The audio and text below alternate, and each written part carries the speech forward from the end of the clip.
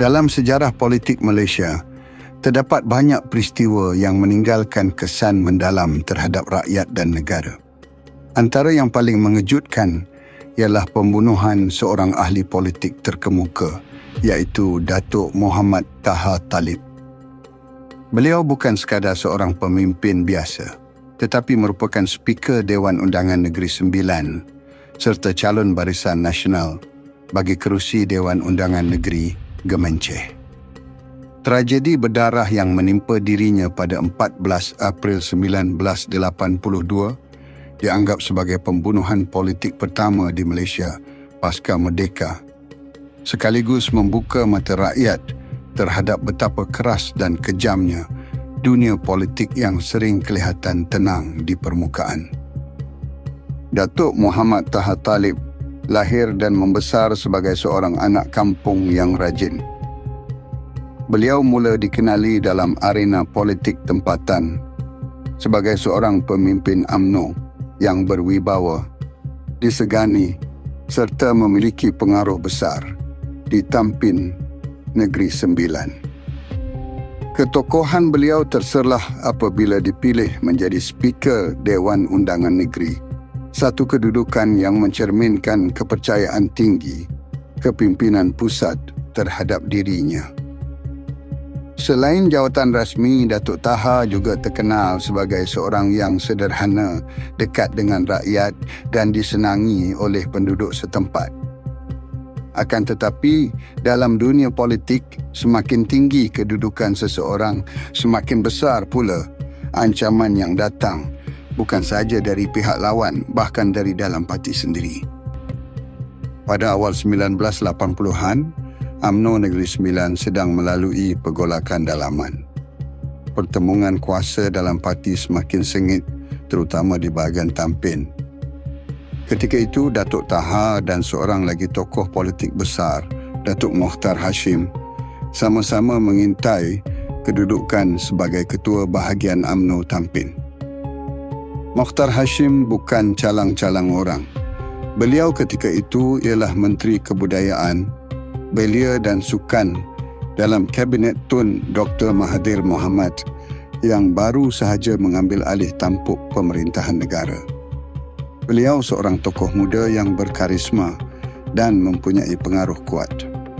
Bagaimanapun, untuk terus mengukuhkan kedudukannya, Mokhtar perlu menyingkirkan pesaing dalam parti, dan pesaing utamanya ialah Datuk Taha. Konflik dalaman ini perlahan-lahan membara menjadi pertentangan peribadi yang akhirnya mencetuskan tragedi berdarah. Pada malam 13 April 1982, Datuk Taha berada di rumahnya di Gemenceh. Beliau tidak menyangka bahawa itu adalah malam terakhir beliau menghirup udara kehidupan. Keesokan paginya, pada 14 April, kira-kira jam 6.30 pagi, Datuk Taha keluar rumah. Dalam suasana kampung yang tenang, tiba-tiba kedamaian itu digoncang dengan bunyi tembakan.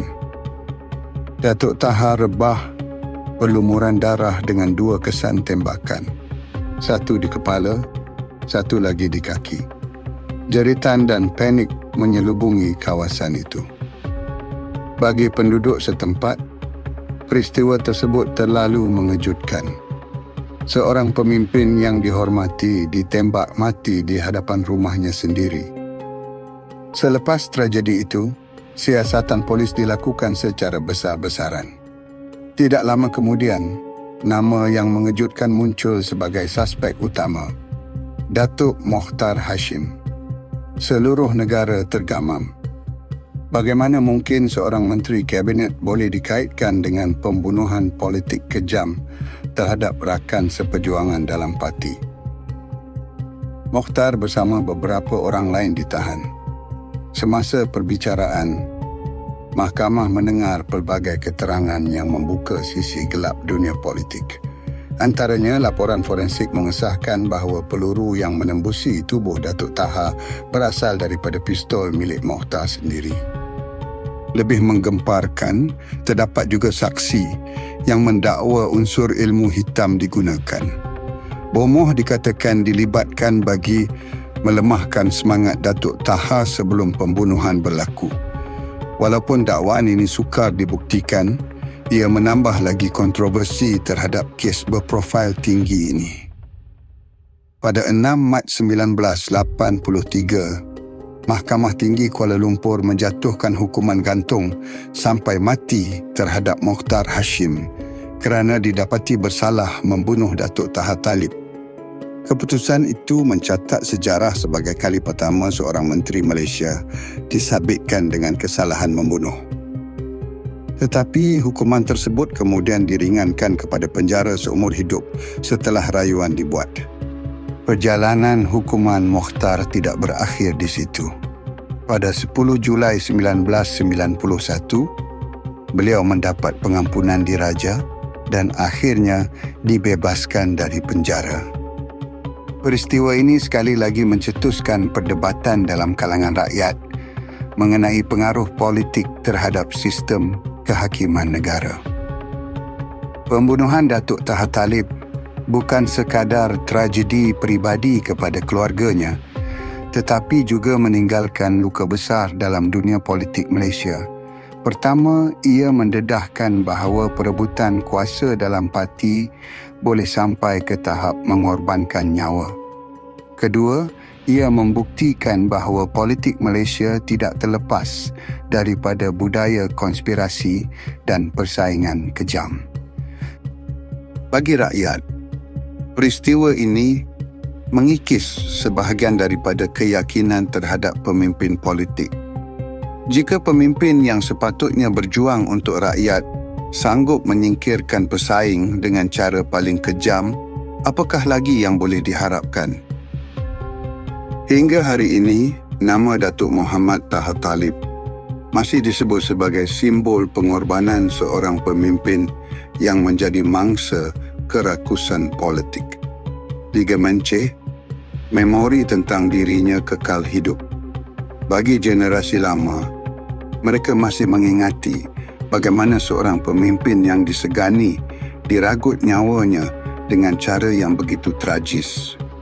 Peristiwa ini juga menjadi pengajaran penting bahawa politik seharusnya berlandaskan perjuangan ikhlas untuk rakyat, bukan medan memburu kuasa sehingga sanggup menumpahkan darah.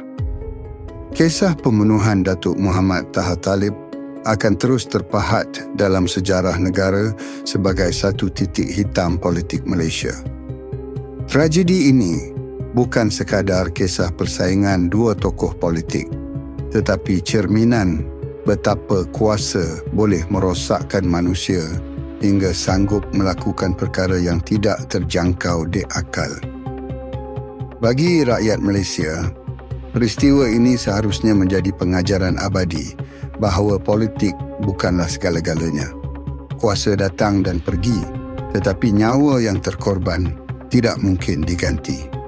Nama Datuk Taha akan terus dikenang, bukan sahaja kerana kedudukannya sebagai Speaker Dun Negeri Sembilan, tetapi kerana pengorbanannya yang menjadi peringatan kepada seluruh generasi bahawa politik tanpa prinsip hanya membawa kehancuran.